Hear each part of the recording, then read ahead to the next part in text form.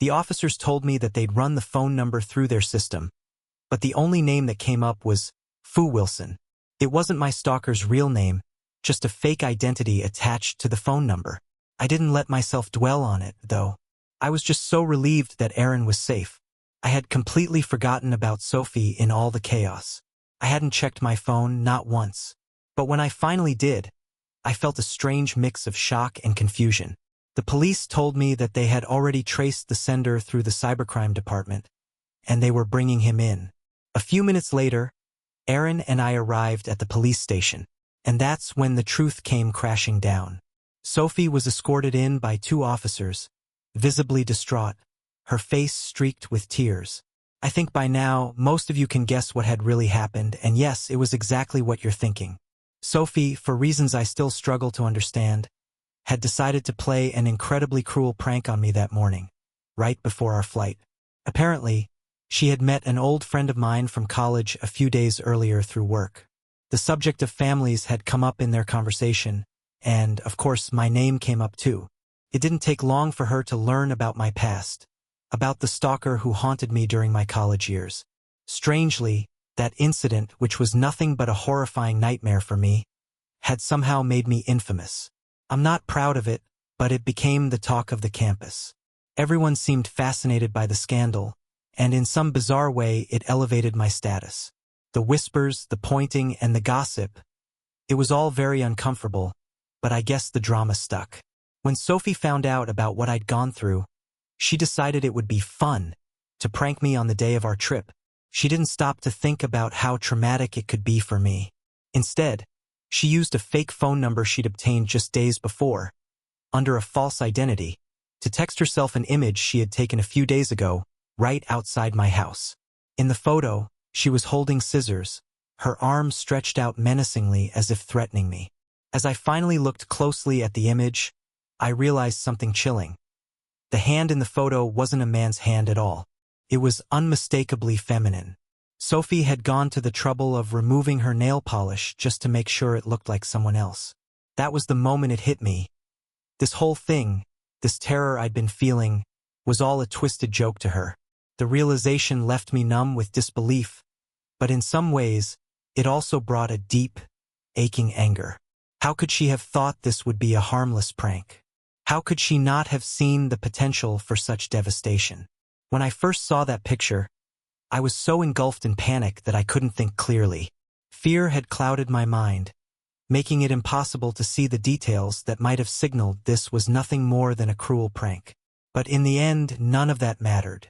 The terror I felt, the overwhelming anxiety from the thought of being stalked again, was real, so real that it consumed me entirely. And the fact that Aaron, the person I loved most, could have been in danger too only made the situation infinitely worse. It wasn't just a prank. It was a deeply traumatic experience that had been dredged up from my past. What followed was nothing short of humiliating. A visit to the police station where Sophie walked away with nothing more than a warning.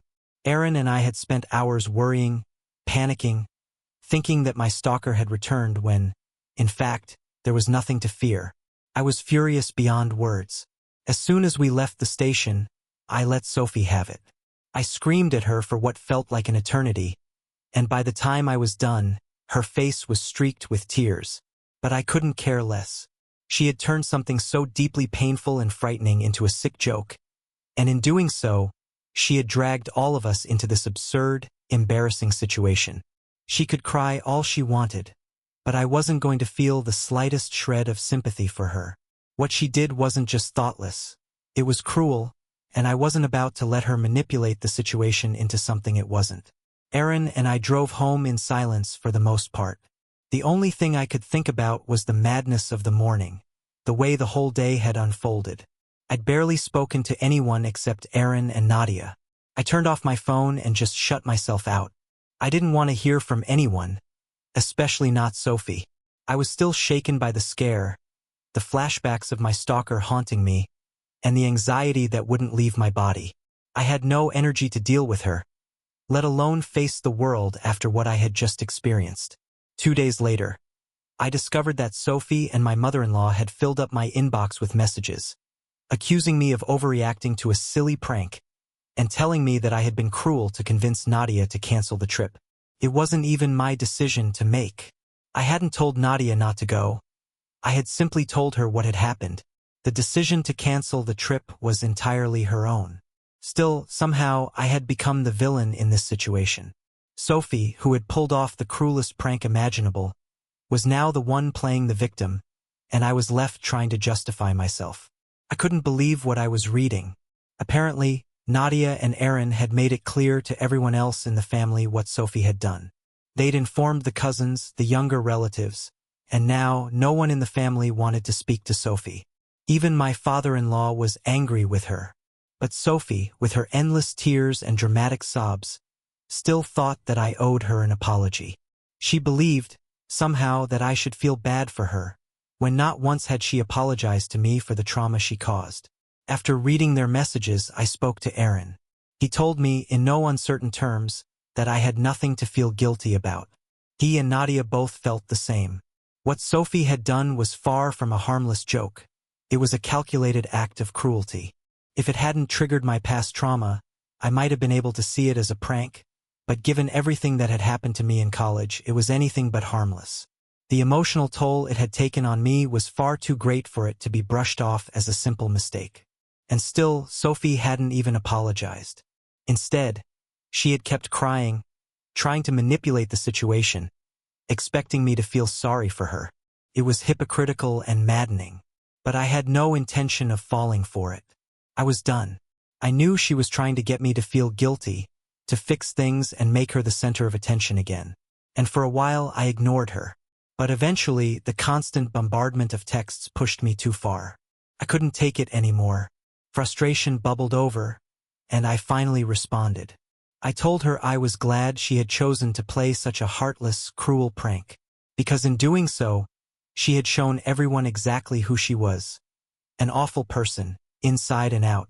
I told her she had nobody to blame but herself for the situation she was in. I also made it clear that I had nothing to do with the rest of the family cutting her off. But honestly, I wouldn't mind if I did. If it were up to me, I would be happy to know that I'd helped clean up the mess she made. And then I hit her where I knew it would hurt. I made a comment about how she was as much of a pig on the inside as she was on the outside. I'm not usually someone who judges people based on their appearance, but I knew Sophie was insecure about her weight, and I wanted her to feel just a fraction of the pain she had made me feel. I had been bullied about my own body in the past for being too thin, but this was different. She had crossed a line, and I needed her to know how much she had hurt me. I'm not sure if it was too harsh. Maybe it was. But in that moment, after all her pushing and manipulation, I felt some twisted sense of relief.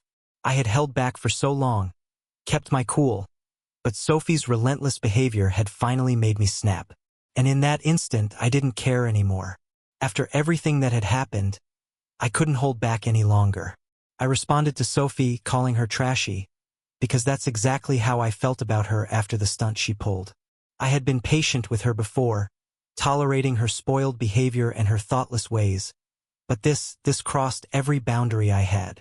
I had tried to be understanding, but this prank was beyond a joke. It was cruel and reckless, and it made me see her in an entirely new light. I left my phone aside after sending that message, hoping to calm down, to distract myself. I put on a movie, but all I could think about was how much she had hurt me, how she had manipulated everything to make me feel guilty. I didn't check my phone for 3 hours, but when I finally did, I saw a new message from Sophie. She wrote that she had always considered me a good friend, and that's why she expected me to forgive her for what she called a tiny mistake, without her having to beg for forgiveness. It was as though she thought her so-called apology was implied. I didn't even know how to respond to that. Her sense of entitlement was staggering. She went on to say that if I was just going to be rude to her, I shouldn't have replied at all.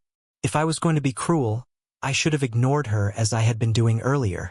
Instead, I chose to be awful, and now I was just as bad as she was. As much as I hated to admit it, there was some truth in her words. Maybe I had gone too far. Maybe I shouldn't have said the things I did. But the anger that had been building up inside me, anger over the prank, over the manipulation, over the gaslighting, had boiled over. She kept trying to twist the narrative, trying to make it seem like I was in the wrong. It was maddening. I let my emotions get the best of me, and I know I hurt her. I'm not proud of the things I said, especially about her weight. I know how deeply it hurts to be ridiculed for something so out of one's control. I've been there myself, bullied for being too thin, and I knew what it felt like to have your insecurities exposed. That's the part one regret. Despite that, I still didn't think I owed her an apology for everything else. She had been the one to trigger all of this. She had been the one to prank me in the first place, making light of something that had nearly destroyed me. She had refused to take responsibility for her actions, instead trying to paint herself as the victim. After everything, I didn't owe her anything. Aaron agreed with me. He didn't think I should apologize either. He said Sophie needed to be called out for what she did. And Nadia, well, she thought I might have gone a bit too hard on her. But even she understood why I was upset. So, I found myself stuck, torn between what felt right and the guilt that Sophie kept trying to push onto me. I didn't want to stoop to her level, but it was hard to shake off the feeling that I had gone too far. I love Aaron, but when it comes to emotional matters like these, he's not always the best person to navigate the situation. Nadia, on the other hand, is incredibly empathetic, but her emotions can sometimes cloud her judgment. What I needed was a clear, unbiased perspective, something that could help me understand if I was wrong or if I had every right to feel the way I did. So, I turned to Reddit, hoping to find some clarity. After reading all the comments on my original post, I thought a lot about what people had said. I respected everyone's opinion, but I couldn't shake the feeling that I needed to make things right with Sophie, at least to some degree. So, I did something I never thought I would do. I apologized for the comment I made about her weight. It wasn't about forgiving her or letting her off the hook for everything else. I'm not sorry for what I said about her actions, the way she tried to manipulate and gaslight me. But the weight comment? That was different. I couldn't live with myself knowing that I had stooped to that level. I know what it feels like to be made to feel terrible about something you can't control, and as much as I wanted to hurt Sophie, I didn't want to become the kind of person who would do that. I sent the apology text, but I wasn't expecting her to reply. It wasn't about her response. It was about me doing the right thing for my own peace of mind. She hasn't opened the message yet, and honestly, I'm fine with that. I did what I needed to do, and now it's up to her. But as for my mother-in-law, I can't deal with her right now. She had no part in what happened, yet she felt the need to rush to Sophie's defense, downplaying what Sophie did. Her messages were frustrating, acknowledging that Sophie messed up, but then quickly making excuses for her, trying to explain away her behavior. It felt like she was trying to force me to apologize to Sophie, as if the situation was somehow my fault. I don't know why she felt the need to defend Sophie, but I can't bring myself to speak to her right now. I just don't have the energy for it. At the end of the day, I did what I could to make peace with myself, and that's all I can control. Sophie's actions were unforgivable, but I've made my peace with the fact that I apologized for the one thing I knew was truly wrong. Now, if she chooses to accept it, that's on her. I'm done trying to fix something that wasn't mine to break in the first place. It's been about a month since the last update. Last week, Nadia shared some big news. She's pregnant. Of course, there was a huge party to celebrate, one that invited everyone, except Sophie. We haven't heard from her since the family decided to cut her off, and she deactivated her social media for a while. It was a complete silence from her side. Aaron did check in with his dad just to make sure she was okay, and they assured us she was fine, just taking a break from everything and everyone. But, of course, Sophie couldn't stay completely out of the picture. On the day of the party, she sent Nadia a text. The message was full of the usual hollow sentiment, wishing her good luck on her pregnancy journey, offering the typical best wishes for a happy and healthy pregnancy. But there was a thin layer of passive aggression running beneath the surface. Sophie couldn't resist the temptation to insert herself into the family drama. She clearly couldn't handle being excluded from such a big family event, so she had to send a message to ensure she stayed relevant.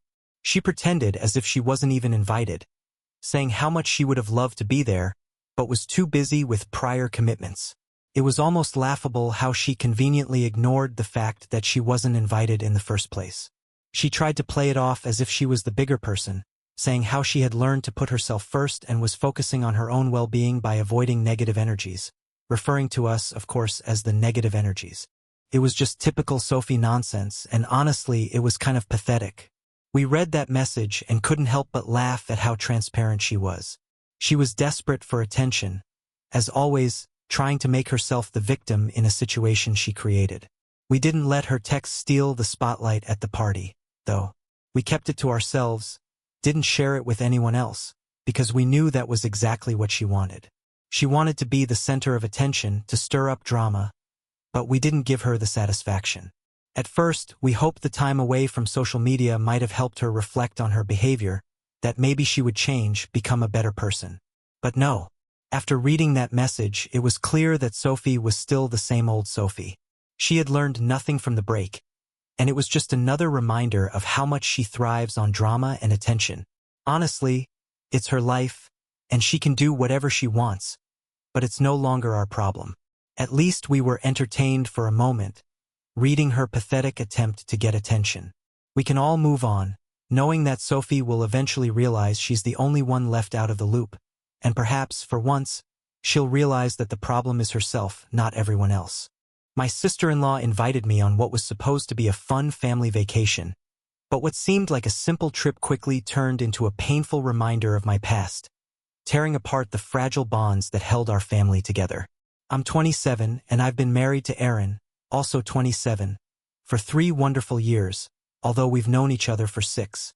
Throughout our relationship, one person seemed to always stir up trouble in the background. His older sister, Sophie. She's the one behind the chaos I'm about to share. 3 weeks ago, Sophie reached out to me, asking if I'd be willing to join her on an all-women's family getaway to Spain. The trip was to include her, my mother-in-law, and Nadia, Aaron's cousin, who is also 27. Nadia and Aaron have always been much closer than Sophie and Aaron, despite being cousins rather than siblings. The reason for their bond was simple. They were in the same grade, went to the same high school, and, as a result, spent a lot more time together growing up. Naturally, I grew close to Nadia too, making her one of my closest companions in the family. At first, I wasn't particularly enthusiastic about the idea of going on a family vacation. Sophie and my mother-in-law weren't exactly my idea of the best travel companions, and I wasn't sure I'd enjoy it. However, after a conversation with Nadia, I learned that she really needed a break and was eager to get away. She was the one who convinced me to join, promising me it would be worth it. So, after much persuasion, I agreed to go along. Sophie, ever the generous one, offered to cover the cost of the flight and the hotel stay. And given her wealth, thanks to her neurosurgeon husband, money was never an issue. Sophie is quite well off, running an event management company that practically runs itself. Despite the luxury and ease of her lifestyle, she still likes to present herself as the humble, hard-working professional, although anyone who knows her can tell it's all for show. She holds a degree in literature, but that's a part of her life she's left behind. In fact, she often claims that her college years were a complete waste, except, of course, for meeting her husband at a party, which she considers the only meaningful outcome of her education. Aaron has told me countless times how Sophie was spoiled rotten by their parents. Growing up, whatever Sophie wanted, she got without question. And, as she's matured, this behavior hasn't changed. In fact, it has only gotten worse. Sophie has mastered the art of sulking, pouting, and playing the silent treatment game, believing that these childish tactics are enough to get others to bend to her will. The most frustrating part is that her husband and their parents continue to encourage this behavior, reinforcing her sense of entitlement. But Aaron, Nadia, and I are no strangers to Sophie's antics. We know when to stand up to her, when to call out the drama, and when to make it clear that enough is enough. We understand that the manipulation and tantrums she resorts to no longer have the same power over us. And though we've learned to handle her, it doesn't make her behavior any less infuriating. Sophie never really tried to act the same way with me, at least not in a way that felt overtly hostile. To be honest, I've never been particularly fond of her, but because she's never been outright cruel, I've learned to tolerate her, mostly for the sake of keeping the peace in the family. But that doesn't mean it was easy. So, when she invited me to go on that trip, I agreed, though I had no idea the vacation would turn into something far more terrifying. 3 days ago, we were finally about to leave. The airport was far from my home, so I had to leave early. As a result, I arrived almost half an hour ahead of time. With plenty of time to kill, I sat there, staring at my phone, scrolling through notifications to pass the time. But, just that morning, something strange happened. My phone's vibration motor stopped working, and I wasn't getting any buzzes when messages or notifications came through. I didn't have time to fix it that day, so I decided to wait until I got back from the trip. It was pure coincidence that I happened to be on my phone when I received the message. Sophie had sent me an image, one of a screenshot she'd received from an unfamiliar number. The message contained an image and a text, and when I opened it, I felt a wave of unease. The photo was chilling. It had been taken right outside my house. The person in the picture was holding a pair of scissors in their left hand. My heart sank. Before I could process what I was seeing, my phone buzzed again. It was another message from the same unknown number, this time with a text. "Tell your darling brother's wife that I'm back." Sophie followed up with another message saying she had just received this text a few minutes before, and that she was terrified because she thought Aaron might be in danger. That was all it took for my mind to spiral into panic. You see, I have a history of being stalked, and it was the single most terrifying chapter of my life. Back when I was in college, I had a stalker, someone who would follow me around and take pictures of me from behind. He'd send them to me at random, and while he didn't use my phone number, he would contact me through fake social media accounts. He'd message me, asking to meet at various locations, but he would never show up. I always went armed, and I'd trained in jiu-jitsu, but even with that, the fear never left me. This nightmare lasted for 2 whole months. I didn't tell anyone at first because I feared what he might do if I did. I tried to handle it on my own, but one day, he sent me another threatening message with a picture taken right outside my parents' house. In the photo, he was holding scissors. My fear was suffocating. I was terrified, but I stayed silent, praying for my safety each time I left my room. For weeks, I didn't leave my dorm except for classes and meals. Eventually, I stopped leaving the room altogether, too scared to go anywhere. It was only after my roommate noticed something was wrong, when she saw how on edge I was, that she forced me to tell her. Together, we went to the police, and soon after, an arrest was made. The man who had been stalking me was a senior in the computer engineering department, someone who had already earned a reputation for making other women on campus feel uncomfortable. What made it even more ironic was that he specialized in cyber safety, so he had the skills to gather information about me from my public social media accounts. I wasn't the only one he was stalking. There was another girl he had been targeting, but like me, she hadn't reported it because of the fear he'd instilled. Once he was caught, he was expelled from the university. I thought that would be the end of it, and for a while it was. He was sent back to his home country by his parents, and the terror seemed to dissipate. It's been several years since then, and I had almost completely forgotten about him, until I saw that photo. The terror rushed back in an instant, overwhelming me, and my body went cold. I called Sophie immediately, urging her to get to my house as soon as possible. I wanted to say more, to explain everything, but in my panic, I forgot to mention one important detail. I had already called the police. In that moment, my mind was racing, and my first priority was making sure Aaron was safe. I wasn't thinking clearly, but I knew I had to warn him. Nothing else mattered. I quickly hailed a cab, barely able to breathe, and immediately began calling my husband, frantic with worry. It was only 8 o'clock in the morning, and I knew he had a tendency to sleep in on weekends, so getting through to him wouldn't be easy. But to my immense relief, he answered on the first ring. His voice was groggy, drowsy from just waking up, but I couldn't afford to explain everything in detail. I was far too panicked. I urgently told him to arm himself with something heavy, lock himself in the bedroom, and somehow barricade the door. There was confusion in his voice, but once I mentioned the image, the horrifying picture, he immediately understood. I could hear him moving around, preparing himself as I stayed on the phone with him during the entire 45-minute ride back home. Even after the police had arrived and begun inspecting the house, I didn't check my phone. The vibration feature was broken, and without any physical reminders from notifications, I was left in a kind of anxious silence. By the time I finally reached home, the police had nearly completed their inspection. They hadn't found anything suspicious in the area, and that only deepened the terror in my chest. I was trembling with fear, my heart racing out of control as I tried to catch my breath.